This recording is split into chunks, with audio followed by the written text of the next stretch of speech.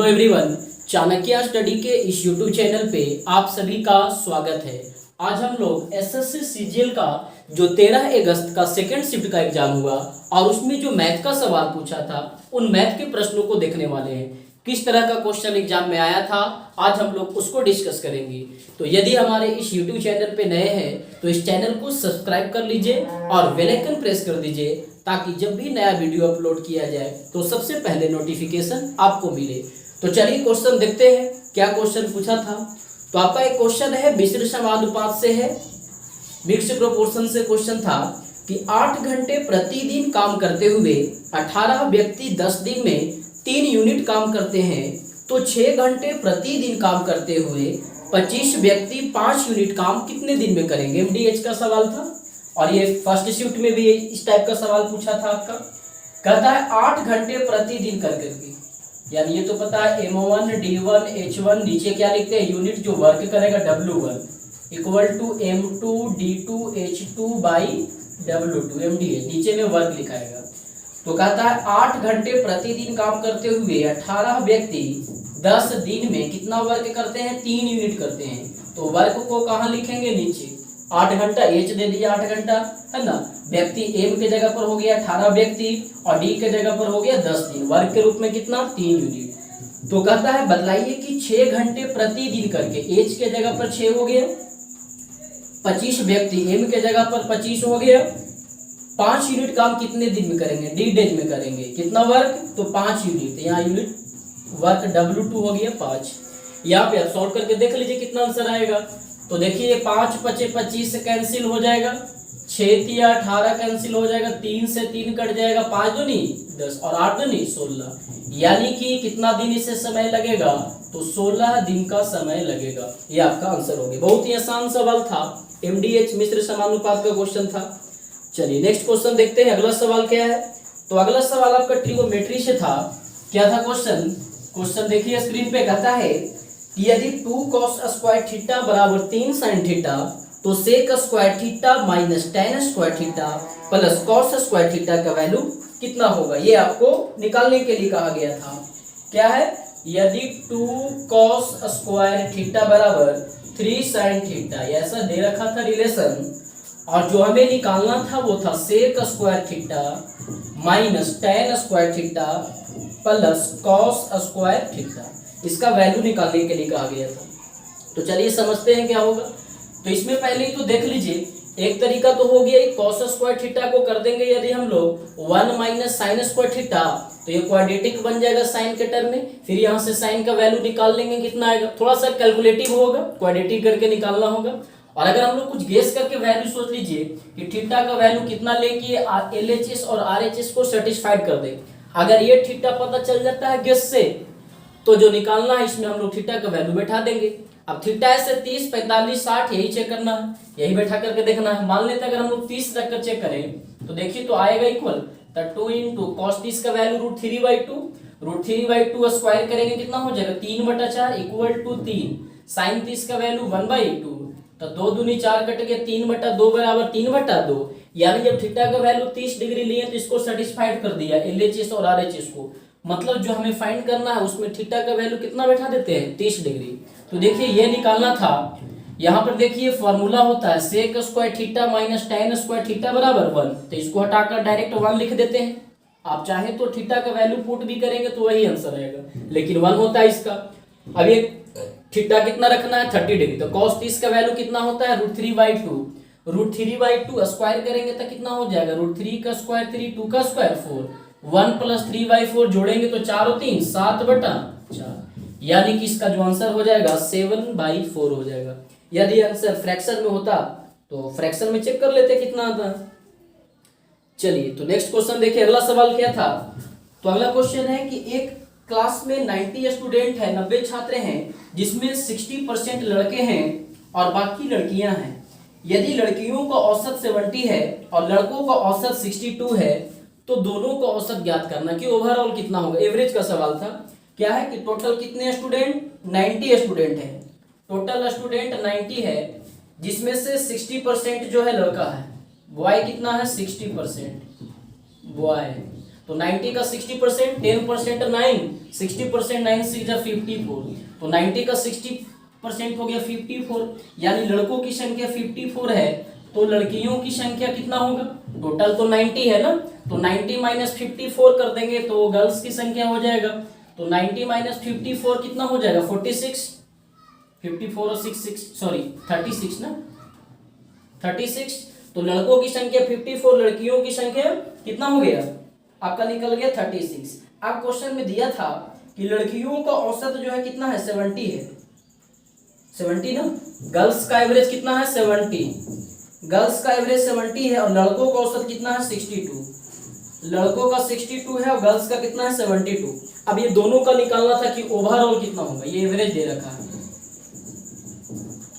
Average है और ये नंबर है, ये बॉयज कितने हैं और गर्ल्स कितने हैं। 54 बॉय जिसका एवरेज 62, 36 गर्ल जिसका एवरेज 70। अब इसको दोनों का एवरेज निकालना है तो डिटेल भी निकाल सकते हैं कि 54 का एवरेज 62 है तो टोटल हो जाएगा 54 इंटू 62। अगर टोटल एवरेज निकालना चाहें यहाँ से तो डिटेल थोड़ा कैलकुलेटिव जाएगा, ऐसे निकाल सकते हैं 54 इंटू 62 प्लस 36 इंटू 70, ये 54 का टोटल निकल जाएगा, 36 का टोटल निकल जाएगा एवरेज इंटू करेंगे तो, और फाइनली सबका एवरेज निकालना है तो 54 और 36 कितना 90, 90 से इसको डिवाइड कर देंगे तो ओवरऑल एवरेज निकल जाएगा। लेकिन थोड़ा इसे शॉर्ट कर सकते हैं, कहता है जो नंबर दिया है उसे चाहे तो आप रेशियो में कर सकते हैं, काट करके नंबर को रेशियो में बना सकते हैं। तो ये 54 या 36 है, कैंसिल कर देते हैं, 18 3 जा 54, 18 2 जा 36, 3 और 2 का रेशियो। अब देखिए एवरेज का आप डिटेल वीडियो देख लीजिए, वहां पर आपको शॉर्ट भी बतलाया गया है कि सर्किल करके भी बनता है कि 3 लोग हैं, तीनों मिल करके एवरेज कितना लगाया 62 लगाया। अब कोई भी इसमें आना चाहता है तो उसे कितना लाना होगा 62 लाना होगा, तो कंपलसरी के हिसाब से 62 लाना था, 70 ला रहा, कितना ज्यादा ला रहा 8, ऐसे ऐसे 2 लोग हैं तो फायदा होगा प्लस, यानी 8 2 जा 16, और ये फायदा कौन सा है 3 और 2 5, तो ये 62 प्लस 16/5, 16 को 5 से भाग देंगे, 5 या 15 और 5 2 नहीं 10, तो 62 और 3.2 कितना हो जाएगा 65.2 होना चाहिए इसका आंसर, है ना। कि सभी का जो एवरेज होगा वो कितना हो जाएगा 65.2। आप यहां से भी निकालेंगे तो वही चीज आएगा, आप इसे देख लीजिएगा, इससे भी कर सकते हैं। और ये शॉर्ट है, अगर ये दिक्कत हो तो एवरेज का जो डिटेल वीडियो है फुल कॉन्सेप्ट का आप प्लेलिस्ट से उसे देख सकते हैं। चलिए नेक्स्ट क्वेश्चन देखते हैं, अगला क्या है। तो अगला क्वेश्चन आपका है कि राधा यदि अपने आय का 25% बचत करती है, यदि 20% खर्च बढ़ जाए और 29% इनकम जो है बढ़ जाए, तो बतलाइए कि बचत में कितने प्रतिशत की वृद्धि होगा, सेविंग कितने परसेंट से बढ़ेगा। देखिए क्वेश्चन जो है फर्स्ट शिफ्ट में जैसा पूछा था ना 13 अगस्त वाला, वैसे ही सेकंड शिफ्ट में भी लगभग वैसा ही क्वेश्चन, उसी टाइप का क्वेश्चन पूछ रहा है। क्या है कि राधा अपने आय का 25% बचत करती है, आय यानी कि इनकम, खर्च एक्सपेंडिचर, बचत सेविंग, है ना। कहता अगर मान लेते हैं कि इनकम 100 है तो कहता बचत कितना करती है 25, सेविंग हो गया 25, तो 100 का 25% 25, अब 100 में 25 सेविंग है तो बताइए एक्सपेंडिचर खर्च कितना हो जाएगा 100 माइनस 25 यदि 75। बाद में कहा यदि 20% एक्सपेंडिचर बढ़ जाए, खर्च बढ़ जाए 20%, तो 75 का 20%, 10% 7.5, 20% 15, तो 75 और 15 कितना हो जाएगा 90, यानी कि नया एक्सपेंडिचर इसका 90 हो गया। और कहा इनकम उसका 29% से बढ़ जाए, कितना परसेंट 29% से, तो 100 में 29% बढ़ जाएगा तो 129 हो जाएगा नया इनकम। अब नया इनकम इसका 129 है और नया खर्च इसका 90 है, तो नया आय में से नया खर्च को घटाएंगे तो इसका नया बचत निकल जाएगा। नया सेविंग कितना है तो 129 में 90 घटाइएगा तो कितना आ जाएगा 39, यानी नया सेविंग जिसका हो गया 39 हो गया, है ना 39। अब पहले का सेविंग 25 था, 39 हो गया, तो सेविंग में कितना वृद्धि हुआ, कितना बढ़ा 14 का बढ़ा, कितना परसेंट बढ़ा तो कहेंगे 14, 25 का कितना परसेंट है ना, तो 25 चौको 100, 14 चौको 76, यानी कि जिसका सेविंग में परसेंटेज इंक्रीमेंट होगा वो कितने का होगा 56% का होगा, यानी उसका सेविंग जो है 56% से बढ़ जाएगा जब इनकम को 29% बढ़ाएगा और एक्सपेंडिचर को 20% से बढ़ाएगा। तो नेक्स्ट क्वेश्चन देखिए आपका, अगला क्वेश्चन है, कहता है यदि आयत की लंबाई को 3 गुना कर दिया जाए और चौड़ाई को आधी कर दी जाए तो मूल आयत की और प्रारंभिक आयत के क्षेत्रफल का रेशियो कितना होगा। ये रेशियो बतलाना है कितना का होगा। कहता लंबाई को क्या कर दिया जाए 3 गुना, लेंथ को ट्रिपल कर दिया जाए 3 गुना। मान लीजिए पहले लेंथ यदि 1 रहा होगा, अब 3 गुना कर दिया मतलब 3, 1 से 3 कर दिया, और चौड़ाई को आधी कर दिया जाए ब्रेथ को। मान लीजिए पहले ब्रेथ यदि 2 होगा तो अब आधी मतलब 1 कर देते हैं। ये हो गया पहले का कंडीशन और ये हो गया बाद का कंडीशन, है ना। लेंथ को 3 गुना, ब्रेथ को आधा कर दिया, तो कहता है इसका एरिया में क्या चेंजिंग आएगा, क्षेत्रफल में, आयत का क्षेत्रफल। तो एरिया ऑफ रेक्टेंगल क्या होता है, L into B, length into breadth. तो पहले का एरिया कितना हो जाएगा, 1 इंटू 2 करेंगे 2, और बाद का एरिया कितना हो जाएगा 3 इंटू 1 करेंगे 3। यानी कि जो यही ना था क्वेश्चन में कि प्रारंभिक क्षेत्रफल और बाद का क्षेत्रफल, मूल आयत का क्षेत्रफल और प्रारंभिक आयत का क्षेत्रफल बनाइए। तो पहले का 2, बाद में चेंज किया तो 3, तो इसका आंसर हो जाएगा एरिया का जो रेशियो हो जाएगा वो 2:3 का हो जाएगा। चलिए नेक्स्ट क्वेश्चन देखिए, अगला क्या कहता है सवाल आपका। तो अगला क्वेश्चन है कि यदि 24, 7, xy 3, 7 और 11 से विभाज्य हो तो 2y माइनस 8x का वैल्यू कितना होगा। क्या क्वेश्चन, 2, 4, 7 xy कहता है यदि ये 3, 7 और 11 से डिविजिबल है तो आप बतलाइए कि 2y माइनस 8x का वैल्यू कितना होगा। मतलब यहाँ हमको यदि x और y का वैल्यू मालूम चल जाए तो इसमें बैठा करके हम लोग निकाल लेंगे। तो आप देखिए ये नंबर अगर 3 से डिविजिबल है, 7 से डिविजिबल है और 11 से डिविजिबल है, मतलब ये नंबर इसका LCM से भी डिविजिबल होगा। LCM जो आएगा उससे भी ये कटेगा। तो 3, 7, 11 का LCM कितना हो जाएगा, सबको इंटू कर देंगे। 11, 7, 77, 77 इंटू 3, 7 या 21, 21 और 2 231, मतलब ये नंबर 231 से भी डिविजिबल हो। तो चलिए थोड़ा डिटेलिंग कर लेते हैं, थोड़ा समझ में अच्छे से आ जाएगा। आप 231 से इस नंबर को डिवाइड करते हैं 2, 4, 7 xy। तो पहले तो एक बार में लगाएंगे 231, 7 में से गया 6, 4 में से 3 गया। अब ये एक 6 है और ये xy है। अब आपको सोचना है यार मिनिमम कितना वैल्यू ले, मिनिमम कितना वैल्यू ले कि आगे ये कट जाए। ये 16 है ना, अब 16 है तो पहली बार देखिए अगर 5 से करेंगे, 5 से इंटू करेंगे तो 5 एकम 5, 5 या 15, 11 से पूछा जाएगा तो 16 है। 6 से करेंगे 6 दूनी 12, 13, 7 से करेंगे, चेक करके देखना होगा। 7 से करेंगे तो 7 एकम 7, 7 या 21, 7 दूनी 14, 2 16। अगर 7 बार करते हैं तो 1617 आता है, यानी 16 तो यह है ही, बाद में यदि और 17 हो मिनिमम, क्योंकि अगर 6 से कीजिएगा तो 16 से कम आएगा ये, है ना। यहाँ तो 2 डिजिट 16 है, मतलब वैसा लगाइए कि ये कट जाए। तो 7 से की तो 1600, तो 16 और आगे क्या आ रहा है 17, मतलब अगर x का वैल्यू 1 ले ले और y का वैल्यू अगर मान ले 7 हो तो ये 7 बार में लग जाएगा और ये पूरी तरह से क्या हो जाएगा, डिविजिबल हो जाएगा, कट जाएगा 17 बार में। यानी कि साफ पता चल गया कि x का वैल्यू कितना लेना है 1 और y का वैल्यू कितना लेना है 7, सबसे कम तो यही होगा। तो चलिए तो इसमें बैठा दीजिए जो निकालना है, 2 इंटू वाई का वैल्यू 7 माइनस 8 इंटू एक्स का वैल्यू 1, 7 दूनी 14, 14 में से 8 गया, कितना गया 6। बात समझ में आ रहा है ना। क्वेश्चन देखिए ये इस टाइप का क्वेश्चन फर्स्ट शिफ्ट में भी पूछा था, रिपीट किया है क्वेश्चन, उसी टाइप का ये भी सवाल है। चलिए नेक्स्ट क्वेश्चन देखिए स्क्रीन पे। अगला क्वेश्चन क्या कहता है, बोर्ड पे देखिए। तो अगला क्वेश्चन आपका है प्रॉफिट लॉस का क्वेश्चन था।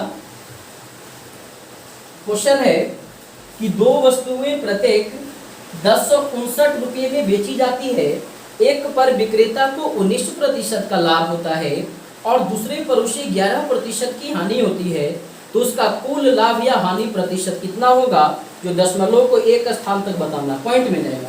कहता है दो वस्तु है, ठीक है, और दोनों का विक्रय मूल्य सेम दिया हुआ है, सेलिंग प्राइस विक्रय मूल्य समान है, कितना कितना, तो 10,591, 10,591। पहला वाला को कहा हुआ है 19% गेन पर सेल करता है, 19% लाभ पर सेल करता है, जबकि दूसरे वाले को हुआ है 11% लॉस पे, हानि पे, माइनस से लिख दिए। तो बताइए कि ओवरऑल कितने % का लाभ या हानि होगा। तो एक तरीका तो हुआ, पहला का एसपी दूसरा का एसपी मालूम, जोड़ देंगे तो टोटल एसपी हो जाएगा, और यहाँ पर विक्रय मूल्य दिया है, लाभ दिया है, तुलना करके क्रय मूल्य निकाल लेंगे। जैसे 10,591 का तुलना 119 से क्रय मूल्य निकालना है तो 100, यहाँ पे आएंगे 10,591 का तुलना 11% का लॉस है, तो 100 माइनस 11 89, और ये क्रैमूल निकालना है तो कितना से 100 से। तो ये टोटल सेलिंग प्राइस हो गया, यहाँ से टोटल कॉस्ट प्राइस हो जाएगा क्रैमूल। अब विक्रैमूल टोटल मालूम, टोटल क्रैमूल मालूम, तो घटा करके देख लीजिएगा कितना लाभ हो रहा है, लाभ प्रतिशत निकाल लेंगे। ये आपका कुछ डिटेल हो गया, ऐसे सॉल्व किया जा सकता है। लेकिन अगर आप इसको कोई ट्रिक से बनाना चाहें तो देखिए आपको याद रखना होगा, फॉर्मूला होता है कि ओवरऑल टोटल जो है कितना परसेंट का गेन हुआ या फिर लॉस हुआ। अगर प्लस में सॉल्व करके आएगा तो कहेंगे गेन हो रहा है, और माइनस में सॉल्व करके आएगा तो कहेंगे लॉस हो रहा है। फॉर्मूला होता है 100 into x plus y plus 2xy by 200 plus x plus y. ये फॉर्मूला होता है कि 100 into x plus y plus 2xy by 200 plus x plus y. देखिए एक्स और वाई क्या है, एक अगर लाभ होगा तो लाभ को एक को मान ले रहे हैं एक्स, और गेन लॉस है तो उसको मान ले रहे हैं वाई। लाभ होगा प्लस से लिखेंगे, लाभ मतलब प्लस, और अगर हानि होगा तो वहां पर हम लोग माइनस लेकर के लिखेंगे। कब ये फॉर्मूला कब लगाएंगे, जब दो वस्तु को समान में ही बेचना हो और दोनों का विक्रय मूल्य सेम हो। इसका जितना सेलिंग प्राइस है दूसरे वाले का उतना ही सेलिंग प्राइस है, दोनों का सेलिंग प्राइस सेम है, गेन और लॉस अलग अलग है। ठीक है, तो कहता है जब दो वस्तु दोनों का सेलिंग प्राइस सेम हो तो वहां पर ओवरऑल गेन और लॉस परसेंट कितना हुआ ये फॉर्मूला पे बैठा सकते हैं। बाकी को डिटेल बताएंगे, तो अगर बैठाएंगे तो देखिए 100 एक्स गेन वाला को मान लेते हैं तो गेन है तो प्लस में 19, वाई लॉस वाला को माइनस है तो लॉस है तो माइनस 11 प्लस 2 इंटू एक्स का वैल्यू 19 और वाई का वैल्यू कितना बैठाएंगे माइनस 11 बाई 200 प्लस एक्स का वैल्यू 19 और वाई का वैल्यू कितना बैठाएंगे माइनस 11। सॉल्व कीजिए, 19 में से 11 चला गया 8, 100 को 8 से इंटू करेंगे 800 हो जाएगा। अब यहाँ पे क्या आ जाएगा आपका प्लस माइनस माइनस, अब 19 दूनी 38, 38 को 11 से दीजिएगा तो कितना हो जाएगा 380 और 38, 8 8 से निकाल 418, इधर आपका हो गया 418। यहाँ देखिए 19 में से 11 चला गया 8 और 200 में 8 को जोड़ेंगे तो आपका ये कितना हो जाएगा 208 हो जाएगा। यहाँ पर देखिए 800 में से 418 घटाइए, 10 में से 8 चला गया 2, 9 में से 1 चला गया 8 और 7 में से 4 चला गया 382 बटा 212। अब इसको पॉइंट में भागा देकर देख लीजिए, वही आंसर दिया हुआ है आपका 1.8%। अब देखिए 1.8, लेकिन आया सॉल्व करके किस चीज में, फाइनली तो सॉल्व करके प्लस में है, तो प्लस में आएगा तो कहेंगे गेन होगा, जो ओवरऑल होगा वो 1.8% का क्या होगा गेन होगा। यही माइनस में आता तो क्या करते हैं लॉस। यहाँ समझ रहे हैं कैसे बैठाना, गेन होगा तो प्लस से बैठाइएगा, एक एक्स को गेन एक को वाई को लॉस, गेन होगा तो प्लस में बैठाएंगे, लॉस होगा तो माइनस में बैठाएंगे। तो आपका ये कुछ सही। देखिए नेक्स्ट क्वेश्चन आपका अलजेब्रा का था, क्या है क्वेश्चन देखिए, तो कहता है x माइनस वाई बराबर 11 दिया था और आपका 1/x माइनस 1/y बराबर 11/24 दे रखा था। निकालने के लिए कहा गया था कि x cube minus y cube plus x square y square का वैल्यू कितना होगा, ये निकालना था। तो चलिए देखिए, अगर यहाँ एलसीएम ले लें हम लोग इसमें तो एक्स वाई, ये y minus x equal to 11 बटा एक्स माइनस वाई 11, यानी वाई माइनस एक्स बराबर कर सकते हैं माइनस 11, माइनस कॉमन कर लेंगे तो ये वाई माइनस एक्स बराबर कितना हो जाएगा माइनस 11। वाई माइनस एक्स की जगह पर माइनस 11 बैठा दीजिए, by x y equal to 11/24, 11 से 11 कैंसिल हो गया, यानी एक्स वाई का वैल्यू कितना निकल गया -24 निकल गया। अब यहाँ बैठा दीजिए x cube minus y cube, जब एक्स माइनस वाई दिया रहता है तो x cube minus y cube क्या होता है, एक क्यू प्लस 3 ये होता है ना, सब पूरा बताया हुआ है, जेब्रा का वीडियो डाला हुआ है प्लेलिस्ट से, आप देख लीजिएगा, वहाँ इसका सारा डिटेल किया हुआ अच्छे से। तो जब x माइनस वाई बराबर 11 होगा तो x cube minus y cube कितना हो जाएगा, एक क्यू प्लस 3, एक क्यू यानी 11 को करें तो ये 11 का क्यू हो जाएगा प्लस 3 इंटू 11, और ये एक्स स्क्वायर वाई स्क्वायर का मतलब एक्स वाई का होल स्क्वायर, एक्स वाई का वैल्यू कितना निकला यहाँ से -24, 11 का क्यू 1331 हो गया, 11 3 33 माइनस माइनस प्लस 24 का स्क्वायर 576 हो गया। अब सॉल्व करके देखिए जोड़कर कितना आता है, तो 6 3 9, 9 और 1 10, 10 का 0, 7 3 10, 3 13 और 1 14, 5 3 8 और 1 9 और 1 यानी कितना हो गया 1940। तो इसका सही आंसर आपका हो गया 1940 होगा। चलिए नेक्स्ट क्वेश्चन देखिए स्क्रीन पे। अगला सवाल क्या कहता है, तो अगला क्वेश्चन आपका है कि दो संख्याओं का अनुपात 5:7 है, यदि दोनों में से 5 घटा दिया जाए तो ये रेशियो जो है 4:6 हो जाता है, तो संख्याओं का योग बताइए। रेशियो का सवाल था, बहुत ही आसान क्वेश्चन है। क्या है भाई, तो दो नंबर है, दोनों का रेशियो 5:7 का है, कहता है दोनों में से 5 घटाया जाता है, इसमें भी 5 घटाते हैं, इसमें भी 5 घटाते हैं, तो रेशियो 4 और 6 का बन जाता है। तो बताइए दोनों तो संख्या का योग क्या होगा। अब देखिए तो डिफरेंस सेम है, 5 में से 4 गया, 1 7 में से 6 गया, दोनों का डिफरेंस सेम है 1 का। रेशियो का टाइप तो पूरा बताया हुआ, देख लीजिएगा अगर प्रॉब्लम है तो।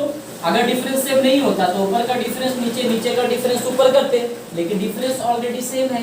क्वेश्चन में कहा दोनों में प्रत्येक से 5 घटाया जाता है, हम लोग कहेंगे तो देखिए तो यहाँ पर भी 1 घट रहा है, यहाँ भी 1 घट रहा है, 5 का तुलना 1 से क्या बोला कि दोनों नंबर को जोड़ेंगे तो क्या होगा संख्या का योग, तो 7 5 12 5 6 10 से इंटू क्यों नहीं किए, तो क्योंकि जो नीचे वाला नंबर है वो घटाने के बाद का है, तो पहले का ना योग निकालना था, तो 7 5 12 12 5 60। तो समझ में आ रहा है ना। चलिए नेक्स्ट क्वेश्चन देखिए। अगला था कि यदि कोई दुकानदार 12% छूट देकर एक वस्तु को 176 रुपया में बेचता है, यदि वह व्यक्ति कोई छूट नहीं देता तो वस्तु को 25% लाभ पर बेचता, तो बतलाइए कि लागत मूल्य कितना है। चलिए कहता है 12% छूट देता है, मार्क प्राइस को कितना मान ले रहे हैं, अंकित मूल्य को 100। जब 12% छूट देता है तो 176 में बेचा, अब 100 में 12 डिस्काउंट दे देगा तो कितना में बेचेगा बताइए आप। तो 100 में से 12 घटा देंगे 88 है ना, और अगर मार्क प्राइस निकालना चाहे अंकित मूल्य तो कितना से इंटू 100, 100 माने 88 दूनी 176, 100 दूनी 200, यानी अंकित मूल्य निकल गया यहाँ से आपका कितना 200। आगे कहा यदि वह व्यक्ति कोई छूट नहीं देता तो वस्तु को 25% लाभ कर देता। निकालना हमें क्या है सीखे, यानी कि लागत मूल्य निकालना। एक टर्म यहाँ समझिएगा, हाँ क्या कहता है कि यदि वह व्यक्ति कोई छूट नहीं देता, इसका मतलब क्या हुआ, व्यक्ति कोई छूट नहीं देता, यानी नहीं छूट देता मतलब क्या कि जो मार्क प्राइस है वह उसी पर बेच देता, जो अंकित मूल्य है उसी पर उसको वस्तु को बेच देता। यानी कि जब कोई डिस्काउंट नहीं देगा तो जो मार्क प्राइस है वो किस चीज का काम करेगा, सेलिंग प्राइस का काम करेगा, अंकित मूल्य विक्रय मूल्य का काम करेगा। यानी जो 200 हमारा मार्क प्राइस निकला है वो विक्रय मूल्य हो जाएगा, सेलिंग प्राइस। कब, जब कोई डिस्काउंट नहीं देगा तब। तो 200 रुपये सेलिंग प्राइस हो गया, कहता है 25% लाभ पर। तो 25% लाभ का मतलब अगर क्रय मूल्य को भी 100 मानकर चलेंगे तो विक्रय मूल्य 125, यहाँ मार्क प्राइस को भी 100 से तुलना किए, क्रय मूल्य को भी 100 से कर रहे हैं, क्योंकि 25% का लाभ है ना, मतलब 100 में 125, और अगर लागत मूल्य निकालना है क्रय मूल्य तो 100 से 25 5 125, 25 चौको 100, 40 5 200, 40 चौको 160, यानी लागत मूल्य कितना निकल गया 160, यानी 160 जो ऑप्शन था वो आपका सही आंसर था। चलिए नेक्स्ट क्वेश्चन देखिए। अगला क्या कहता है, तो अगला सवाल भी आपका अलजेब्रा से ही पूछा था। क्या था क्वेश्चन, तो क्वेश्चन है कि x - 1/x बराबर 5 यदि हो तो बताइए कि x के power 6 minus 5x³ minus 1/x के पावर 6 प्लस 7x³ माइनस 1 का वैल्यू कितना, यही था ना।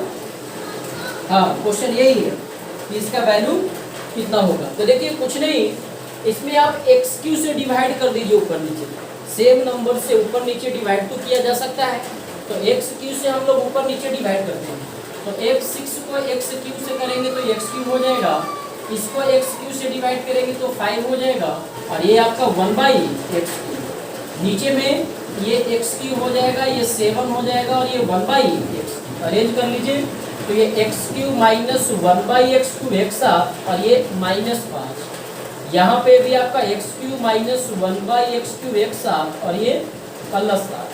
तो देखिए जब x माइनस 1/x मालूम होता है तो x³ माइनस 1/x³ कैसे निकलता है, तो a³ + 3 है, जहाँ पर a = 5। डिटेल सारा इसका किया हुआ है, आप देख लीजिएगा, अलजेब्रा का वीडियो प्लेलिस्ट में डाला हुआ है। तो एक क्यूब प्लस 3 यानी कि ये 5 का क्यूब, डायरेक्ट लिख दें, डायरेक्ट लिखिए, इतना कीजिएगा एग्जाम। देखिए एग्जाम में समय आपको यहीं से बचाना होगा, हम डिवाइड करके डायरेक्ट लिखे, वैसे ही एक लाइन में अरेंज किए, फिर यहाँ इसको करेंगे, सब डायरेक्ट लिखे, कैलकुलेशन को फास्ट कीजिए आप, माइंड में करके डायरेक्ट, तभी आपका एग्जाम में टाइम बचेगा। तो 5 का क्यूब 125, 5 दिया 15, 125 और 15 कितना हो जाएगा 140 माइनस 5, यहाँ पे भी वही चीज सेम है, तो 140 प्लस 7, 140 में से 5 चला गया 135, और 140 और 7 कितना हो गया 147, यानी कि 135/147 जो ऑप्शन हो रहा होगा वो आपका इसका सही आंसर हो जाएगा, 135/147। देखिए अगला क्वेश्चन आपका ट्रेन से था कि एक 240 मीटर लंबी ट्रेन 6 किलोमीटर प्रति घंटा की गति से समान दिशा में जा रहे एक व्यक्ति को 9 सेकंड में पार करती है, तो वही ट्रेन 372 मीटर लंबे सुरंग को पार करने में कितना समय लेगी। क्या कहता है, एक 240 मीटर लंबी ट्रेन जो है 6 की स्पीड से जा रहे समान दिशा में एक व्यक्ति, इसी के डायरेक्शन में एक व्यक्ति जा रहा है, जिस और ट्रेन वही व्यक्ति पीछे होगा, जहां भी आगे लिख रहे हैं। कहता है व्यक्ति जो है 6 की स्पीड से जा रहा है, और इस व्यक्ति को जो ट्रेन है वो कितने समय में पार कर जाती है, 9 सेकंड में पार करती है। तो बताना है कि यही ट्रेन एक 372 मीटर लंबे सुरंग को, ये क्या है सुरंग है, इस 372 मीटर लंबे सुरंग को कितने समय में यह ट्रेन पार कर जाएगी। आंसर समय आपका सेकंड में बतलाना है। चलिए देखिएगा, अब ये ट्रेन इस व्यक्ति को पार कर रही है, मतलब ट्रेन अपने लंबाई को पार कर रही है ना, व्यक्ति का तो स्पीड, व्यक्ति का तो लंबाई यहाँ पर लेंगे नहीं। चलिए ट्रेन का स्पीड हम लोग s मान लेते हैं, s किलोमीटर प्रति घंटा, s4 स्पीड, क्योंकि स्पीड निकल जाएगा तो यहाँ टाइम निकाल लेंगे फिर हम लोग। तो चलिए, तो दोनों का डायरेक्शन सेम है ना, जिस डायरेक्शन में व्यक्ति उसी डायरेक्शन में ट्रेन जा रही है, तो डायरेक्शन सेम होता है तो स्पीड क्या हो जाता है, माइनस हो जाता है, s माइनस 6। ट्रेन का स्पीड ज्यादा मानकर चलेंगे तब ना पार करेगी ट्रेन उसको, तो s माइनस 6 ये ट्रेन का स्पीड हो गया। चाल बराबर फॉर्मूला, स्पीड बराबर डिस्टेंस बाई टाइम, तो डिस्टेंस दूरी वही जो ट्रेन की लंबाई है 240, और टाइम कितना है 9 सेकंड। अब ये डिस्टेंस मीटर में है, टाइम सेकंड में, यानी स्पीड किस चीज में होगा, मीटर पर सेकंड में, लेकिन ये तो किलोमीटर पर आवर में दिया है, तो किलोमीटर पर आवर को मीटर पर सेकंड में करने के लिए 5/18 से हम लोग इंटू करते हैं। अब इसको सॉल्व कर दीजिए, 9 दूनी 18 कट गया, और ये 5 से कट जाएगा, 5 चौको 20, 8 बचे 40, तो s माइनस 6 बराबर 48 दूनी 96, और ये माइनस 6 उधर चला जाएगा तो प्लस 6, यानी 96 और 6 कितना हो गया 102, यानी जो ट्रेन का स्पीड निकल गया वो 102 किलोमीटर प्रति घंटा, क्योंकि स्पीड इसका किलोमीटर पर आवर में माने हैं। अब ट्रेन का स्पीड मालूम, दोनों का लेंथ मालूम है, तो निकाल लेंगे।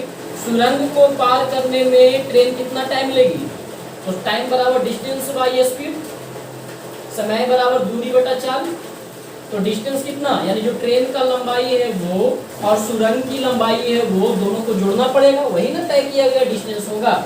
और स्पीड की बात करेंगे तो ट्रेन का स्पीड तो हम लोग निकाल चुके हैं 102, डिस्टेंस मीटर में है तो स्पीड भी होना चाहिए मीटर पर सेकंड में, तो जो किलोमीटर पर आवर में है 18 से इंटू करके चेंज कर देते हैं।